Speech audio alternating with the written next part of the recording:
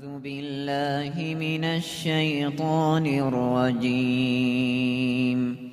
بسم الله الرحمن الرحيم. إلى دين الإسلام، وأنعم علينا بنعم كثيرة لا تعد ولا تحصى، وتفضل علينا ببعثة نبيه محمد صلى الله عليه وسلم ليعلمنا مبادئ الدين الحنيف ويهدينا إلى طرق الخير وينهانا عن سبل الشر. Praise be to Allah, the Creator of mankind, and peace and blessings on our beloved Rasul Muhammad sallallahu alayhi wasallam, as he provided us with wealth of education of how to handle ourselves and handle life as well, and how we take advantage of our life to prepare ourselves for the life hereafter. So as you see, today I chose the topic of the Prophet Muhammad sallallahu alaihi wasallam as a role model. And of course, the best ayah to start with this subject is the saying of Allah in the Quran, Bismillah ar-Rahman ar-Rahim, لَقَدْ كَانَ لَكُمْ فِي رَسُولِ اللَّهِ أُسْوَةٌ حَسَنَةٌ. So we have in the Prophet Muhammad sallallahu alayhi wasallam Uswa Hasana, and Uswa Hasana that's the topic, role model. So we have something to follow, to emulate. And if I continue the ayah, لِمَنْ كَانَ يَرْجُو اللَّهَ وَالْيَوْمَ الْآخِرَ وَذَكَرَ اللَّهَ كَثِيرًا.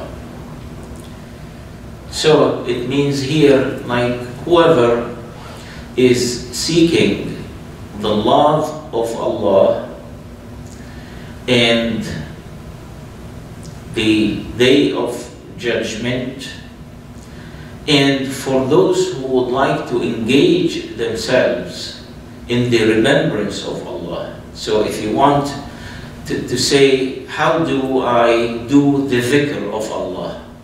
Then we say, well, you look at the seerah. So you look at the way of our Rasul sallallahu alayhi wasallam, how he did that.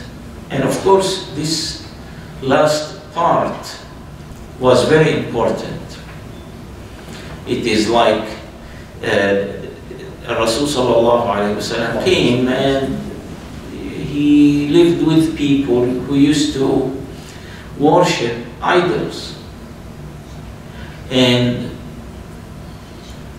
of course, those people never rejected the existence of the Creator. They never rejected that. Because in the Quran, وَلَئِنْ سَأَلْتَهُمْ مَنْ خَلَقَ السَّمَاوَاتِ وَالْأَرْضِ, if you ask them who created heaven and earth, لَيَقُولُنَّ اللَّهِ. So they will acknowledge that. There is no problem. Then, why you worship idols? مَا نَعْبُدُهُمْ. That's what they say. مَا نَعْبُدُهُمْ إِلَّا لِيُقَرِّبُونَ إِلَى اللَّهِ زُلْفًا. Said, oh, we worship idols so that they will bring us closer to the Creator. So here Allah said, no, if you want to be closer to Allah and you want to engage yourself in the remembrance of Allah, then He is the role model. You look at Him and you see how He lived the Quran. The good thing that's the unique thing about Islam, where you don't find it in any other faith. In particular, you go to Christianity and Judaism, you will not find Isa alayhi salam, Musa alayhi salam, receive the revelation and live the revelation.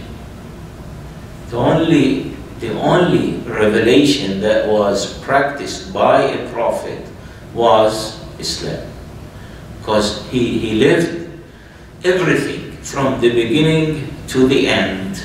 And that's why he is a role model. So he lived the Quran. In a way, he wanted to leave for us a wealth.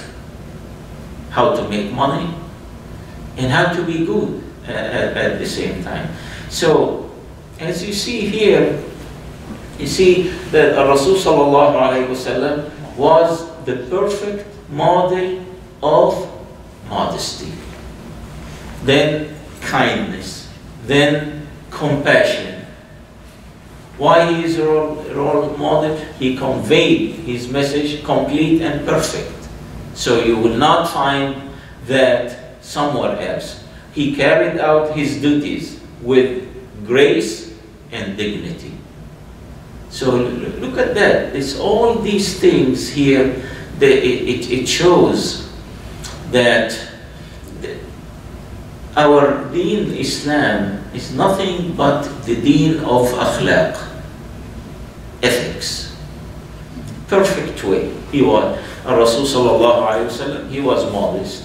Who can dispute that? He was kind. And inshallah, next week I will bring more about what people says about him. So the compassion. Now, the best character he ever carried is something called at-tawadu. And what is at-tawadu? It's a humbleness.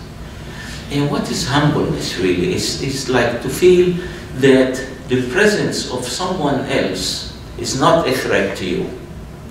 And we are human. It's always keep in mind that we are human. We are affected by circumstances around us. Someone says something we did not like.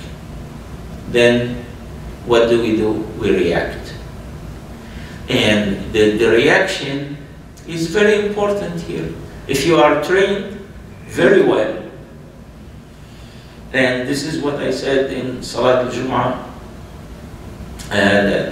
last week, that we are human, and if you are working in a job that is connected with people, they train you how to do public relation and how to tolerate people. So if a customer came and says something, should not be offended. You have to make sure the customer is satisfied. And today there is, evaluation. You call a company and say, please evaluate the person. That's exactly our religion. So we are human. We react to the circumstances around us. And if we are not prepared, then we fail. We fail the subject. So here, Rasul sallallahu alayhi wa sallam, you can move it. Yeah, if I finish one, go.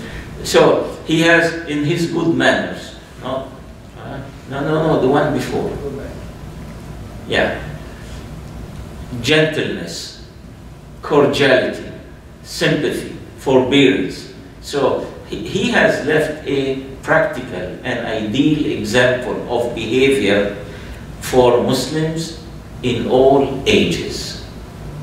And when Rasul sallallahu alayhi wa sallam started this message, Allah subhanahu wa ta'ala says to him, أَنذِرْ عَشِيرَتَكَ الْأَقْرَبِينَ. Start with those relatives, okay, those close to you. So he started with them, and then what? He said, قُمْ فَأَنذِرْ, you go. So where did he go? He went to the Kaaba. Now, we know the Kaaba has so many things, used to be bad. People worship idols, some people used to circle the Kaaba, naked and that. So that's his society. It's exactly today. This society is your society. If you want to say, oh, this is un-Islamic, you will end up just in your house, not doing anything. He said, Allah subhanahu wa ta'ala told Rasul sallallahu alayhi wa sallam, Ya ayyuha Rasul, balligh ma unzila ilayka min rabbik. He said, balligh means you have to take this message. You're not going to stay home always. You're not going to continue going to the cave contemplating. This era is over. He said, you go. And then if you don't do that, he said, فَمَا بَلَّغْتَ رِسَالَةً. If you don't do that, then there is no sense of you being a messenger. So today, if Rasul sallallahu alayhi wa sallam is a role model for us, so what do we do?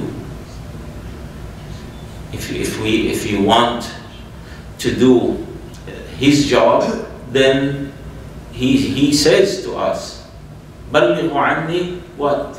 Said, relate from me, even what? Ayah. So one ayah. بَلِّغُ عَنِّي وَلَوْ ayah. So it means like each one of us has a job to do. And our gathering today remind me of Al-Arqam, the school of Al-Arqam, where Rasul sallallahu alayhi wa sallam, he started this message with the same number as you. But this number started to increase. So when he would go and sit in the Kaaba, he was doing what? He was looking for people to talk to them. Really, he has no sword, nothing to force people. But that there are people today really who are in need of guidance. And I tell you, think of the job of a counselor. Go and see any counselor in the state here and see the number of customers they go to counselors. It's a profession here. And this society is the society of professionals. I have a problem, I go to a professional counselor. You want to check my schedule and see the number of people who come just for counseling. You want to see my phone? Come and see the messages. And the countless number of messages, people seeking counseling. People are in need of guidance. But if you want to get busy and you go after someone who said something bad about this, so I leave everything, I'm going to go after this person, you're wasting your time. And Rasul sallallahu alaihi wasallam, he never did that. He never chose someone who's attacking Islam and said, go after him. No, he was busy with the people who were in need of him. And don't be surprised, like once he was sitting in the Kaaba, okay? And Abu Jahl, where Rasulullah never paid attention to Abu Jahl. Abu Jahl would do everything to put down the Muslims and put down the message. Show me one incident that Rasul sallallahu alaihi wasallam wasted his time in entering into argument with this man. Show me one word that he cursed him or he was talking bad about him. Show me one word you're not going to find. So once a man entered the Kaaba and Abu Jahl was sitting, and Rasul was praying, and he said, he was talking to people. said, look, this Abu Jahl, he borrowed money from me and never returned the money.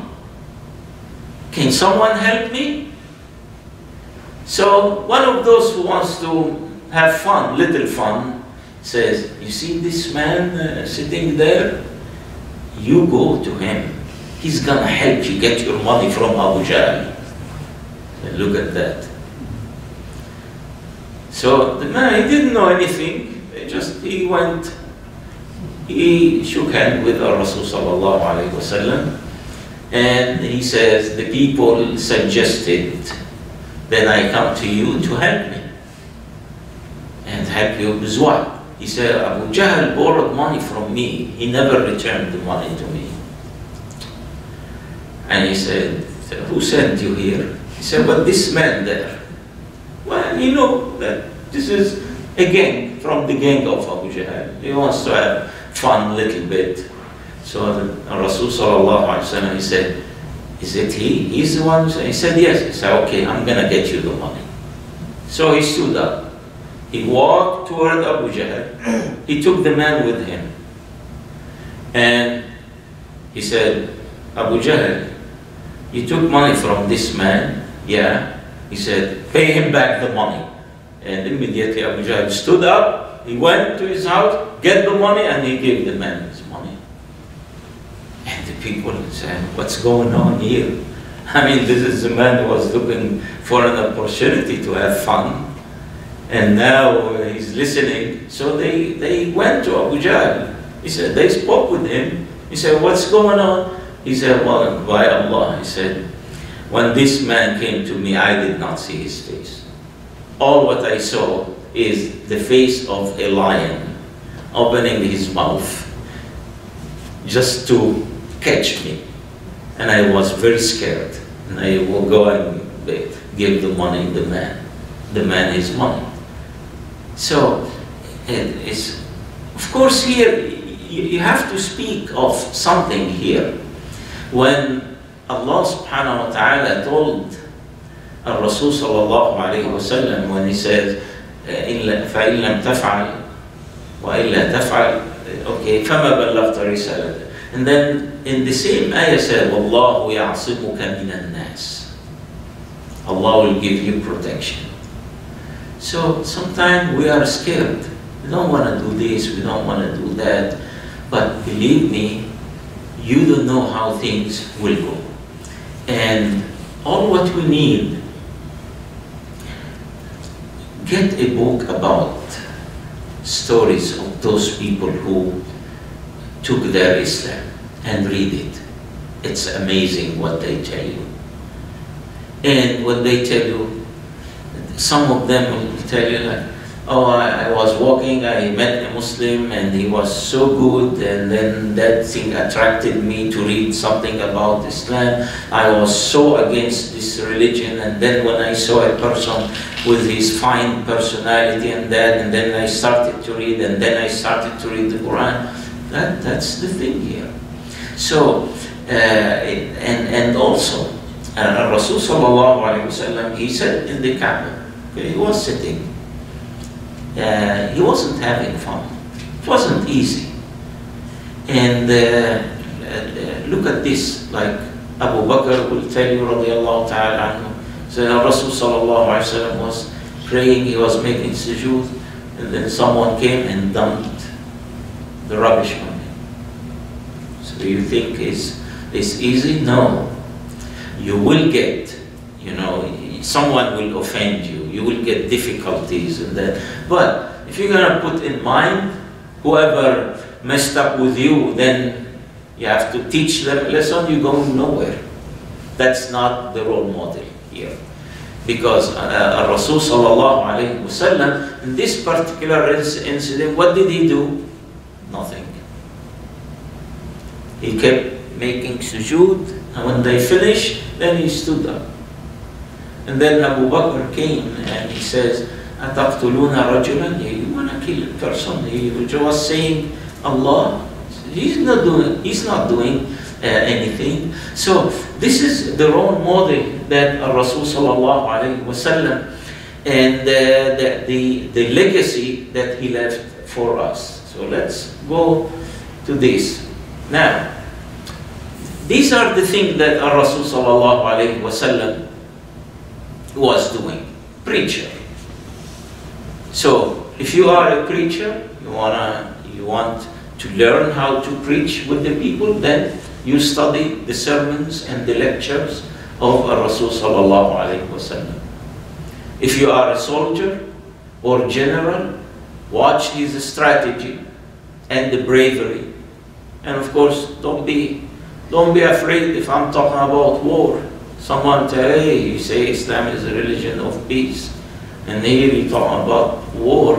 Well, the biggest budget of the United States is the military budget, for your information. And if you look at the eagle of the United States, the eagle has 14 arrows and 14 olive branches, 50-50. There's nothing, if you don't have the power, you do not exist here. So, he was a soldier, he was a general, so you watch the way, how he used to fight. Why? It is important, because Allah subhanahu wa ta'ala says, قاتلوا في سبيل الله الذين يقاتلونكم ولا تعتدوا. Look at these two things here. He said, you fight those who fight you, but never commit an aggression. And Rasul sallallahu alayhi wa sallam always, he wanted to make sure that the war he was carrying was a war of protection against those who carried arms and came to kill. And you cannot just sit down and don't do anything. And even in Christianity,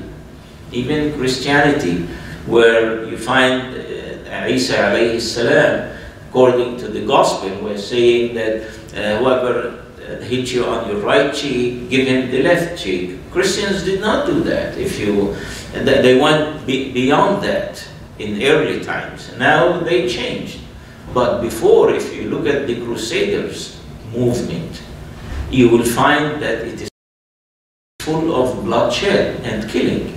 And if you look at the history of Europe in Dark Ages or Middle Ages, and you can see also how things was done in the name of the cross, in the name of Christianity. So here you have the soldier. Now if you are a husband, you look at the matrimonial life. And here is Rasul sallallahu alayhi wa sallam is racing with Aisha. And then she would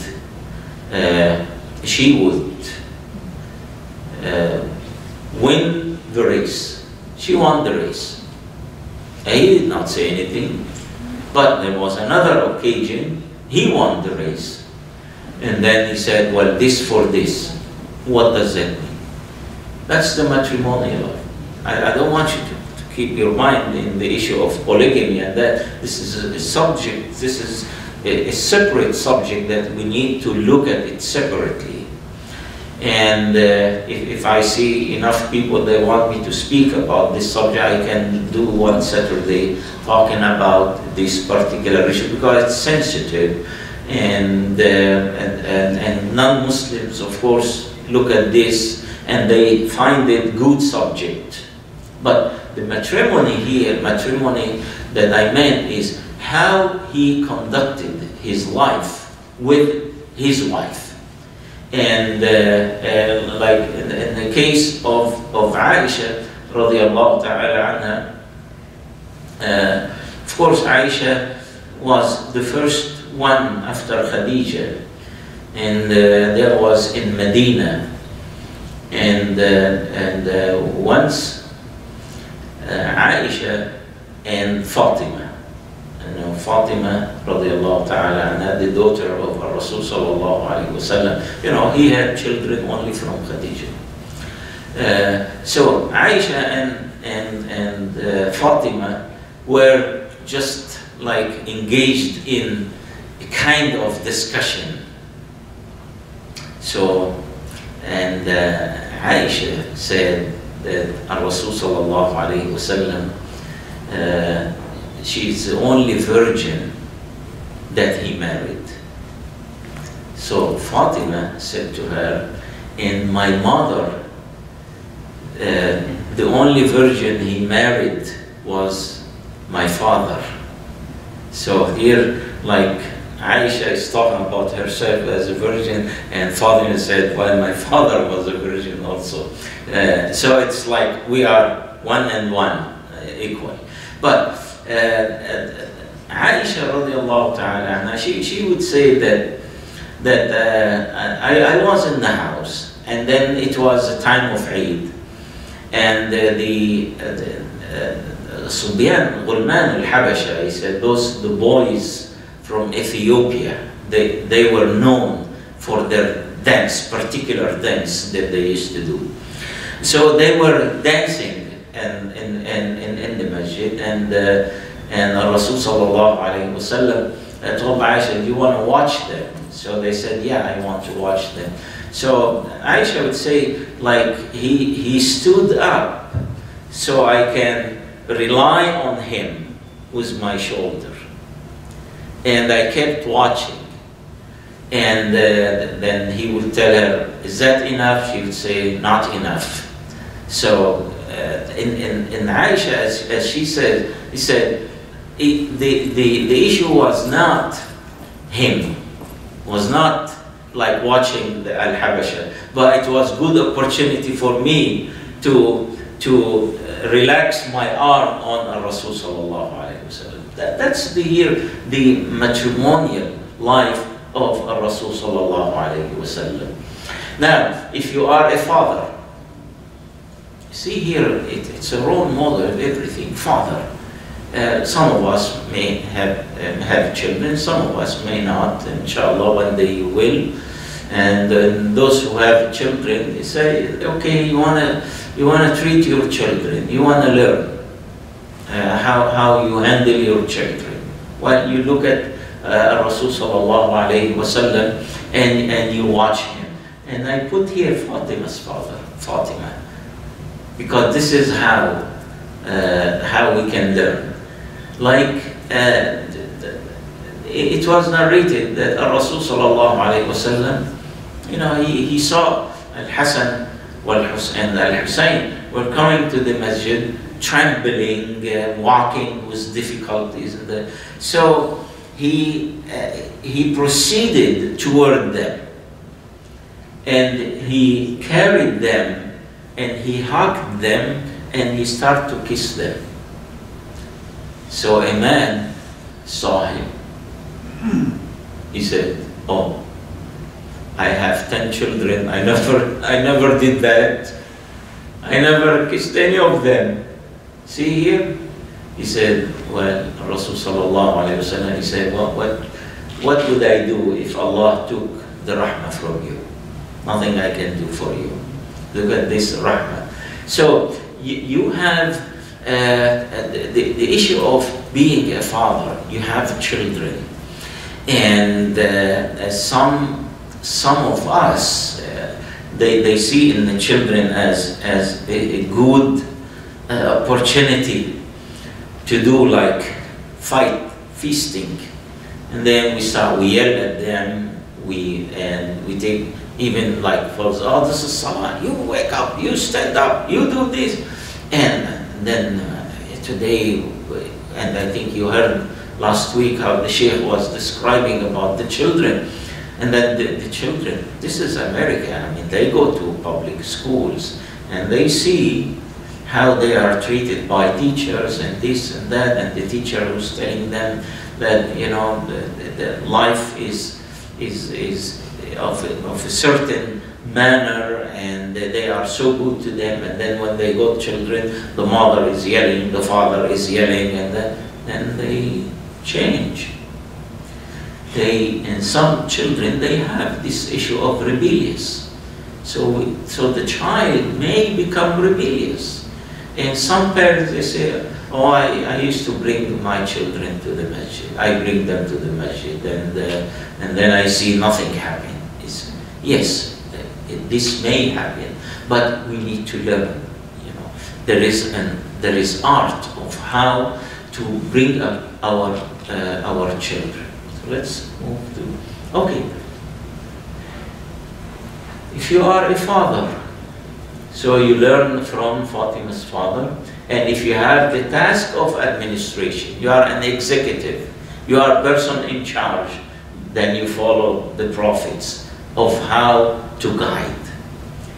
Now, so in short, in all walks of life, to learn the rules of Islam, you derive them from studying the Prophet's life.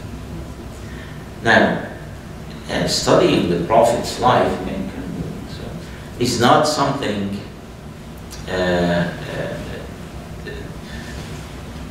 something like easy to know about it. You have to study it.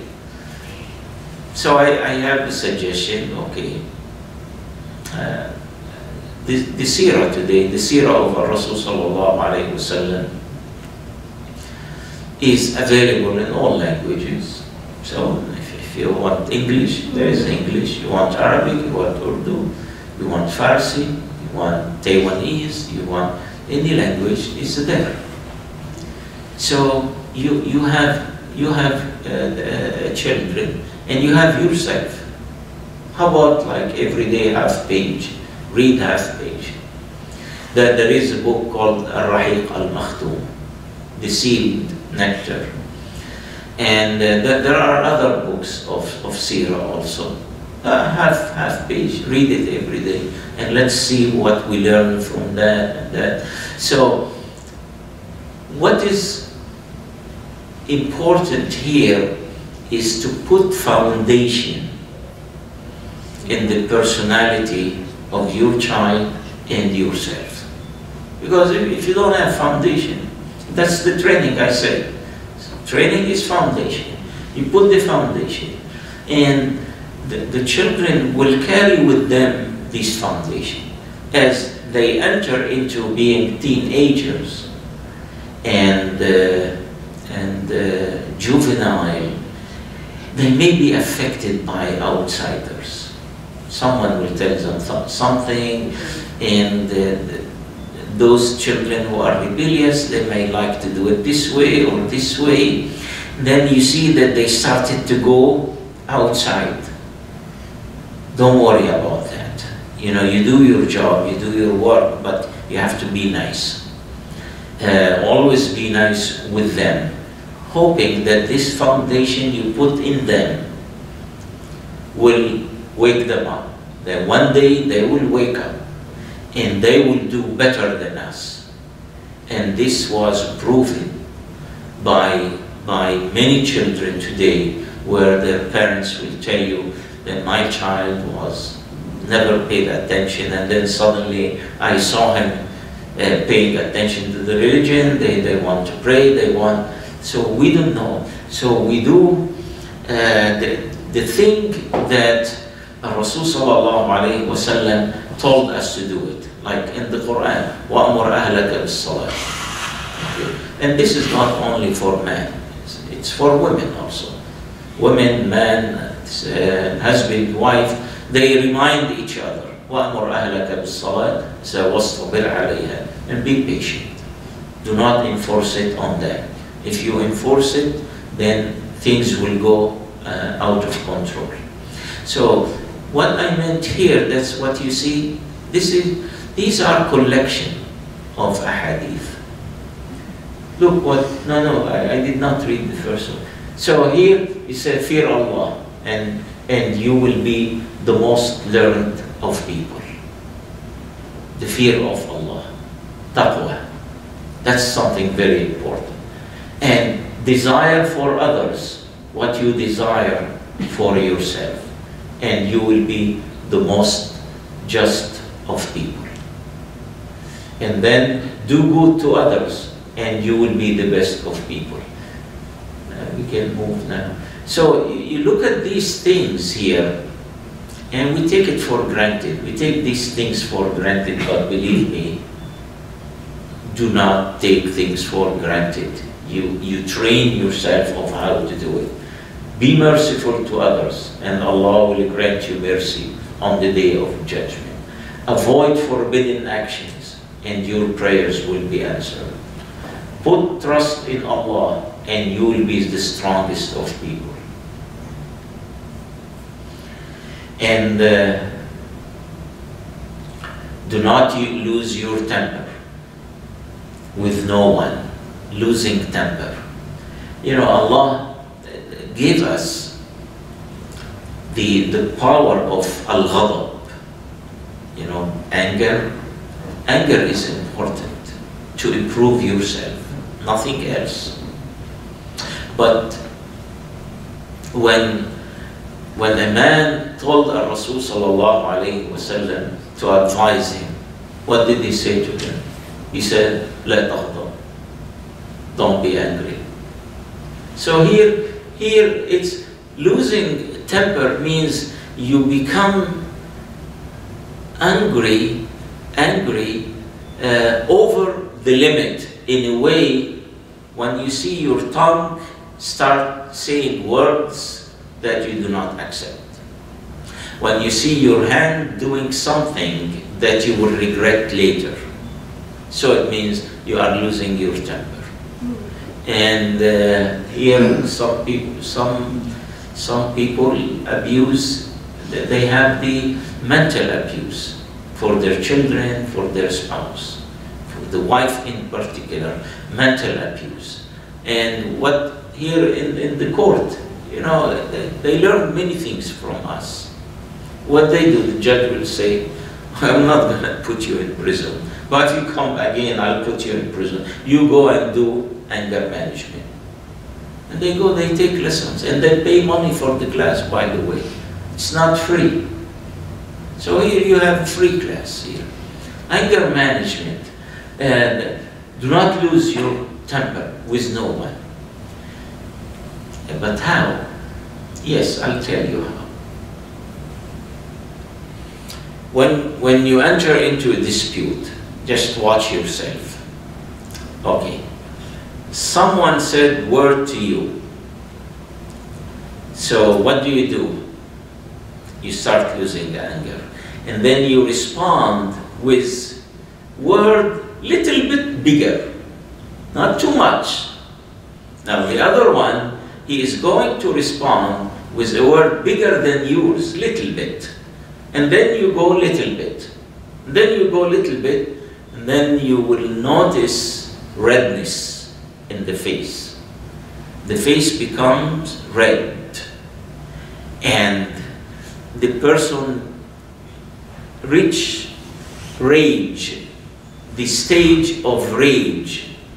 And this rage is associated with power and violence. So you start violence, punch. And the other one, punch is not enough, he has to do more than that. Then give you 2 punches. Then you see the knife, you see a piece of wood, you see something, gun, and that's how the thing here. So here, lose your temper means once you notice that you are in a situation that you are unable to control your words or your hand. This is where you need to stop. And what to do? Well, Rasul sallallahu alayhi wasallam said, if you are sitting, stand up. If you are standing, sit. If you want to do much better, go and make wudu. If you want to do much better, go and pray 2 rak'ah. Look at that here. It means what? Today even those counselors, as I said, you go to counselor and they tell you, change the situation. Once you see yourself entering into this, change your situation. Go to another room. Husband and wife, go separate rooms. Go somewhere else. And I know a person that once he reached this, oh, I'm sorry, I have to go to the bathroom. And that's it. Go to the bathroom, come back, you are ready to start a new life. So it's like, do something. And sometimes argument.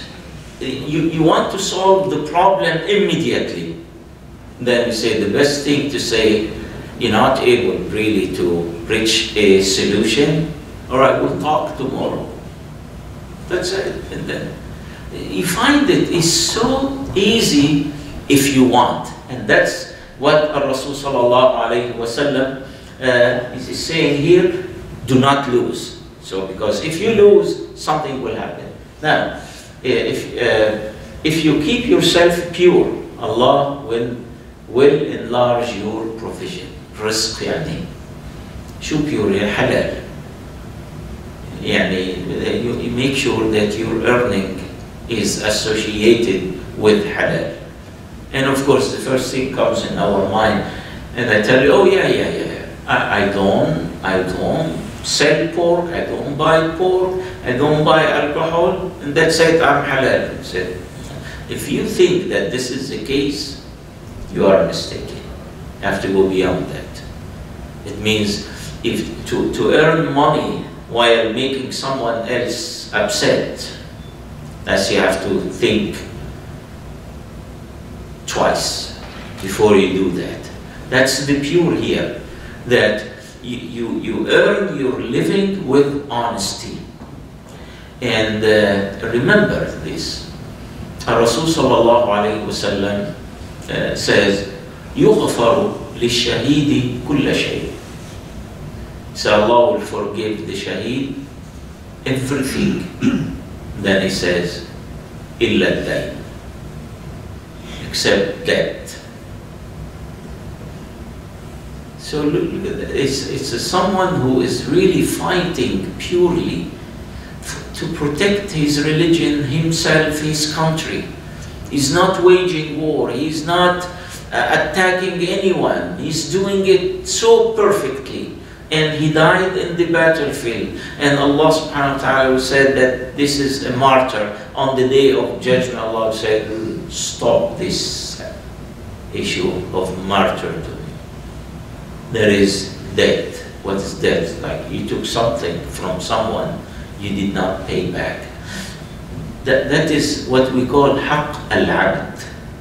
Haqq al-abd. Rights due to someone else. And haqq al-abd, it's not haqq al-Muslim. Did not say haqq al-Muslim, say haqq al-abd. Any person, Muslim or non-Muslim. And you look here when Rasul sallallahu alayhi wa sallam, how he made his hijrah. And he told Al-Imam Ali, say, you stay here in my bed, and I want you to return all these trusts to their rightful owners. So everything belonged to people. They left it with me. It does not mean I'll take it with me, I'm going, and those people are kuffar, it's okay. No, he said, you return it to the people. There were Muslims and non-Muslims. And also, well, we hear about that Rasul sallallahu alaihi wasallam, he died and his shield was kept with a Jewish person as collateral. Like he took money from him and he left his shield as a collateral. And so we hear about many things about the issue of pure. And then guard your chastity. Guard your chastity, and you will not be disgraced on the day of judgment. Chastity here means many things.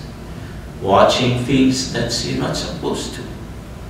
And then today we have like this issue of internet and this and that. You go, you want to check your email, and if you are with Yahoo, with Gmail, or something, you get all these things right and left advertisement. Muslims are fond with Facebook, and then you go Facebook, you see here and that. So that's chastity here. So, and then some people, they get busy with other things, and then some people, they go to the internet to check something. Believe me, I use the internet, wealth of ahadith and lectures, and that, it's so of benefit here. But, if you keep in mind that use it the way you accomplish your goal, and don't get busy with this and that. So this is the guarding of your chastity, and you will not be disgraced on the day of judgment. Means here, you do something in this world, earthly life, and it will affect you on the day of judgment. There's one more thing I think here. So, if you have good manners, you will complete your faith. What Rasul sallallahu alayhi wa sallam, إِنَّمَا بُعِثْتُ لِأُتَمِّمَ مَكَارِمَ الْأَخْلَاقِ. Allah sent me to complete the faith, the manners here, the good manners, makarim al-akhlaq, the best thing. I will complete this issue in a way that Muslims do not need to learn from anyone else after that. And then whoever follows a path to seek knowledge therein, Allah will make easy for him or her a path to paradise. Knowledge, education. And do we say that? Sometimes we ride the train, and you see someone carrying a book and reading. We Muslims, we need that. Get a book and read. That's education. Read both. Sometimes students call me and say, we want to read about Islam. I say, okay, I'll give you one book, and second book, 2 books, you read them, and I want you to read other books also. So you can level, you can see yourself. So just read, so you will be able to distinguish or know the value of your deen. That's one. Yeah, that's the one here. A man said to him, to our Rasul sallallahu alayhi wa sallam, I wish to be the richest person of the world. And he answered, be contented. What's contented? Al-qana'a. And you will be the richest person in the world. Al-qana'a kanzun la yafna. So it's Rasul sallallahu alayhi wa sallam says, if a person has a valley of gold, what they wish for, what? Second, right? And if they have 2, they want 3. Yeah. And once I was doing counseling between husband and wife, and don't be surprised, both of them, they make 22,000 a month. When they mentioned to me, I said, look, I work day and night, I get 5,000, 4,000. You get, and they were complaining, fighting about money, by the way. And I said, why you fight about money? And then they started. The car is 600, his car, her car, the house, the one who cleaned, it's a lot of stories. Lot of stories, and the 22,000, and then Uncle Sam will want something also for him. Uncle Sam takes some, the car dealer takes some, the gas, the electricity, the stop and shop, the food, it's gone. And then they fight about the money. And so, I know other people, they make like 3,000-4,000 a month. They're doing fine. So that's be content. Al-qana'a. It means like you have something, you be happy with it, and then you try to improve yourself. There's nothing wrong with that. And Rasul sallallahu alayhi wa sallam he mentioned, he said, there are two kinds of people that will never be satisfied. He said, طالب علم وطالب مال. The one who's going after education will never be satisfied. They'll keep going until. And those who are running behind money, they'll never be satisfied. So with that, I stop here, and inshallah we can think. I'm here next week, right? Yes. So next week we'll talk about Rasul sallallahu alaihi wasallam, his biography, the way he started his life, and something that we did not mention today. And thank you again for coming.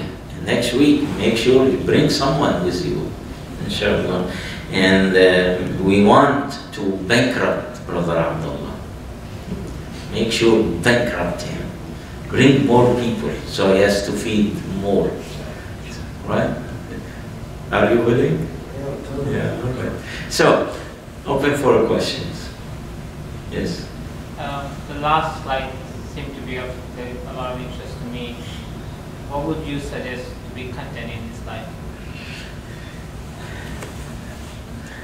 In brief. All right. It's like, remind me of myself, okay?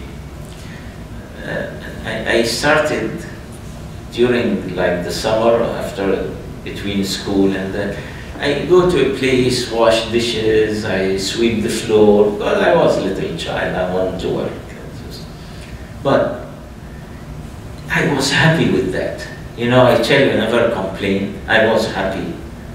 But I never remained like that. You know, I started to improve myself.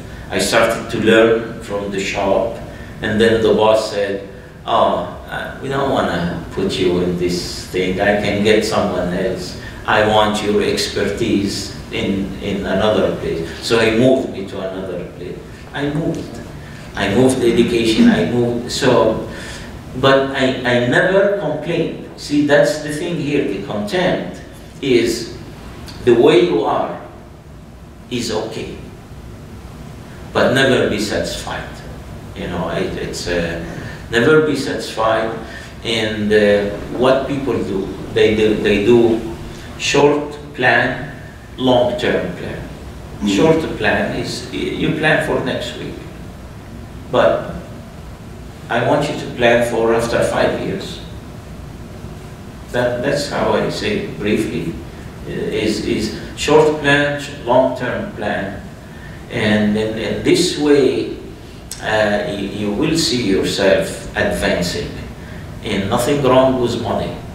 You know, I tell those who will tell you, "Oh, you're gonna die collecting money." Yes, I want to die collecting money, but never neglect your responsibilities, okay, in order just to make money anyway. No, and you stick to your principles, but there's nothing wrong if I said after 5 years I want to have this amount, I'm supposed to have this amount of money, I'm supposed to start thinking about buying a house. And even if you want to drive Mercedes, I don't see any problem with that. Because what is, remember that Ghazwat al-Usra, this is the battle of the hardship. Who financed this battle? One person, Uthman. So Uthman radiallahu ta'ala anhu was a very rich person. But you think that he abused his wealth? No. He employed his wealth in the service of Islam. And Rasul sallallahu alayhi wa sallam, you know, he mentioned بحسب ابن آدم لقيمات يقمن الصلبة. It's enough to eat little, something, you know, to make you strong, to do your work. But your concept of life is not really to put all kind of fancy food and spend your life just eating. So you eat a little bit, and then Rasul sallallahu alaihi wasallam, he said, in the house, he said, one bed for you, one bed for you, the guest. He said, if you have 3, He said the third will be for the shaitan, for the devil. So it is moderation is something very important, and make a plan for yourself. There's nothing wrong if you make a plan, if you say, I want to make a plan to have such and such money. There's nothing wrong. Because I know a person, a merchant, he was very successful in his business. He dedicated 1/3 of his business to open a business for people. Like people come, do the work, and all the money, the profit, back to them, not to him. And he was doing fine with the 2/3. So it means like if you benefit people, it will be very important. Now look at this masjid. Okay, who made this masjid? What I know is a couple of people, not congregation and not big community. It's a couple of people came together, bought the place, fixed it, and then, so it means, those people, they took advantage of the money they had. They took part of it, and they do business with Allah. And that's it. So the money today is very important. If I have good amount of money, I will go to train station, those subway, and I put an ad about Islam.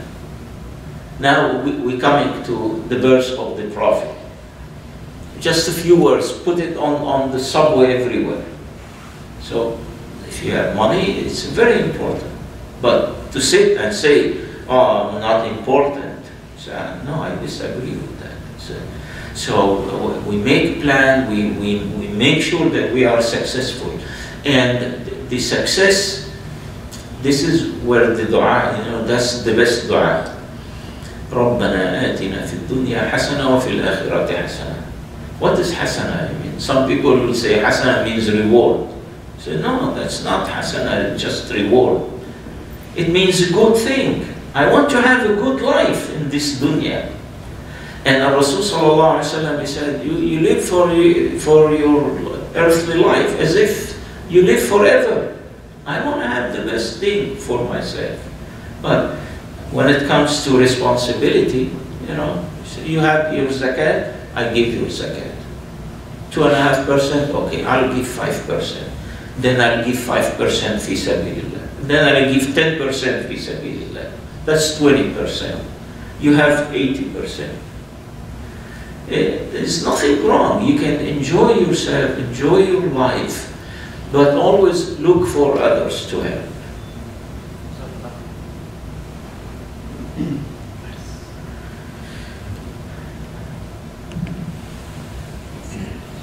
Okay,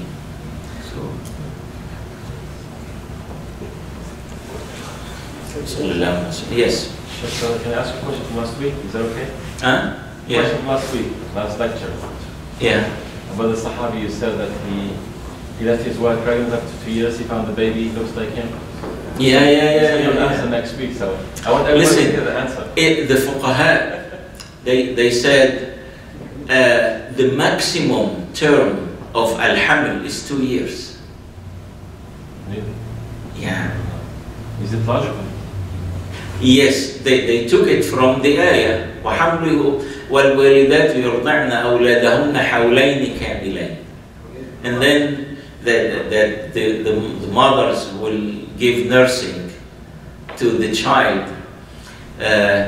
2 years. And then you have in the ayah وَحَمْلُهُ وَفِصَالُهُ. The haml and fisal is 30 months.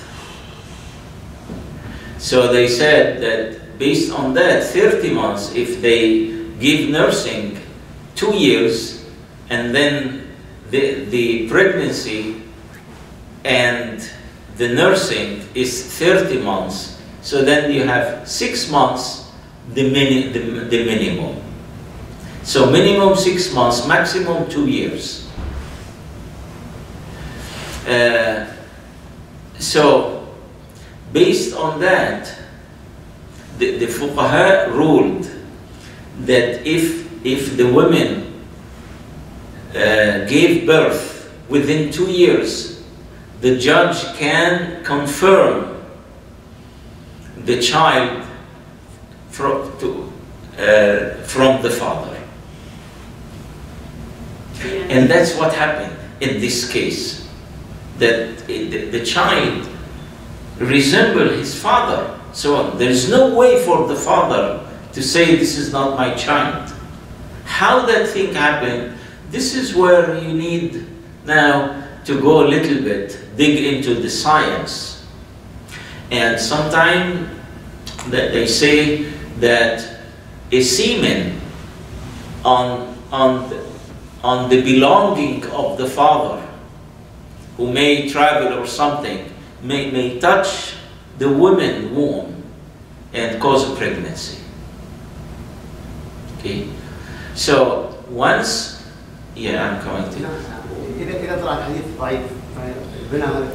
it is, you see here, this is where now we enter, we say Allahu Alam, okay? But I have this, has nothing to do, put now Islam aside. There was a girl, they found her pregnant.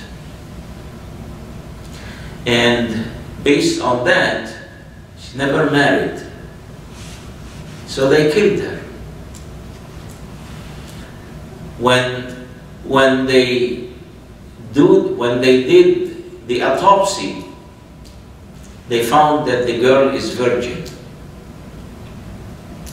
How she get pregnant? Then they started to dig, and they found that her brother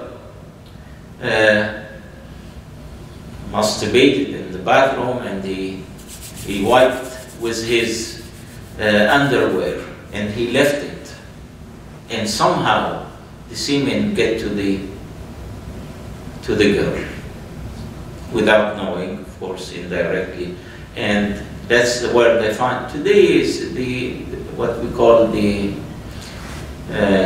medical, the science is able to prove many things. So we take it. I mean, there's nothing. I mean, there is a program on TV. People come and DNA, and then people will come and say, oh, this is my child, this is not my child. They do the DNA, and they found that it's the child, their child or not their child. But you know, this story was mentioned. Now, to tell me this impossible, this not impossible, the fuqaha ruled that, okay? The fuqaha ruled, if you go to al-Hanafi and the Shafi'i, you said, أقل مدة الحمل 6 أشهر وأكثره 2 2 years. Yes. نحن بحسب الأحاديث. نعم. صحيح البخاري مسلم السنن الأربعة. هذا الحديث موجود في البيهقي. الحديث اللي ذكرته الآن في البيهقي. وأشكل عليه. I can get it. There is no problem. I mean. أشكل عليه. قال الإشكال هلك لولا معاذ لهلك عمر. نعم. والإشكال الثاني لولا علي لهلك عمر. But anyway, when those who narrated about Umar, why he said لولا معاذ لهلك عمر, it's because of that. Now they mentioned this story. Now you want to say that this story is not or not, it doesn't matter. I mean, it's not something that we are going to emphasize it that much. You can say, some people may say, oh, this it doesn't make sense, okay? It doesn't make sense, all right. But don't forget that the fuqaha ruled that, okay? Do you agree or disagree? We agree. Okay, that's it. أكيد في الفقهاء، لكن العلم معروف. Yeah. Okay. كطالب علم تنظر بالأدلة، هذا صحيح ما راق عليك وهذه الأشياء صحيحة. يقول والله. Look, you know, فقه السنة السيد صادق. Okay. I think Al-Albani came and he disqualified half of the ahadith that the Sayyid said. That's ilm, okay? And remember that these are in minor issues, not major issues. And whether you want to take it or not, it's not going to affect our life, because the principles are agreed by everyone. And except these minor issues where the Hanafi would say that if I have cut, okay, and if I have cut, then I have to, no, the Shafi'i, if you have cut, you have to renew your wudu. The Hanafi would say, sayalan al-dam. That if you see the blood but not coming out, the Shafi'i said, go make wudu. Hanafi said, if you see the blood but the blood is not coming out, no, you don't make wudu. Okay? It has to go outside. And then how they disagreed about if like someone shook hands with women, you renew your wudu. The other one said, no, you don't renew your wudu. These are minor issues. So we just leave them as they are, because we're not going to solve anything. But like, if you tell me that, and I told you, I insisted, no, this is authentic, now this is a problem. Now you told me that, people heard it. I did not say anything. Yes, possibly, but it is mentioned. And whether it's not logic or logic, the main issue is the humbleness of the Sahaba. Okay, not this issue. That imagine now Umar, who is a caliph, and he would say, "Lawla Mu'az lahalaka Umar." I mean, who's going to say that? So we don't want to lose the sweetness of this meaning to engage in who's right, who's wrong. Is this true? Is it someone said this? Someone? Yes, people have the right to say what they want. قصد يعني مش الكلام، قصد ان في احاديث يعني الاقوى والادله اقوى من هذه. قال النبي صلى الله عليه وسلم ابا بكر وعمر يهتدوا، قوي جدا. So it's okay. النبي صلى الله عليه وسلم اثبت احد انما عليك نبي وشهيد وصديق وشهيدين. هذا عمر كان على الجبل، وكذا في احاديث قويه جدا ما عليها اي خلاف اي غبار يعني، فالاستدلال بها أولى فهم. That's fine. I mean, there is no problem. There's no problem. If you want me to make repentance, if you want to say astaghfirullah, then I always, I end with say Allahu A'lam. Say Allahu A'lam. That's all. نحن نتعلم من الناس طيبين. الله يبارك فيك. والله بس نحن ليش من باب العلم. نعم. الله يبارك فيك. شكرا. الله يجزيك خير. شكرا. Twice I should bring issues like that so we can do some interact. Yeah. بارك الله فيك شيخ. خلينا good. Well said. Finished. Well said, I guess. I'm sick. Yeah. Sit down. Well said, I guess. Mom, do you need to do a dua? Oh, you want to do the dua? Okay, let's go dua. بسم الله الرحمن الرحيم. اللهم علمنا ما ينفعنا وانفعنا بما علمتنا وزدنا علما. اللهم اهدنا لصالح الأعمال فإنه لا يهدنا لصالح الأعمال إلا أنت يا رب العالمين. سبحانك اللهم وبحمدك نستغفرك ونتوب إليك. والعصر إن الإنسان لفي خسر إلا الذين آمنوا وعملوا الصالحات وتواصوا بالحق وتواصوا بالصبر.